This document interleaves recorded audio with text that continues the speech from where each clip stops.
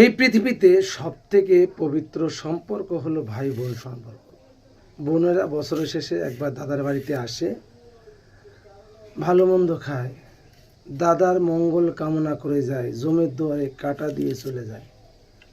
কিন্তু সেই বোনেরা একবারও সারা বছর জানতে চায় না যে দাদা কেমন আছে, দাদা খেয়ে আছে কি না খেয়ে আছে। ওরা প্রথা করে নিয়েছে বছরের শেষে একবার আমরা ভালো মন্দ খাবো, নিয়ে যাব। আচ্ছা, এই যুগে জম ফোঁটা দিলে কখনো ক্ষমা করবে না যদি তার ওষুধের পয়সা না থাকে। তা বোনেরা, বছরের শেষে আসো, ভালো করো, কিন্তু সারা বছরে দাদার একটু যদি মঙ্গল কামনাই করো, তো একটু খোঁজ নিও যে দাদা কেমন আছে। এটাই শুধু, আর কিছু না।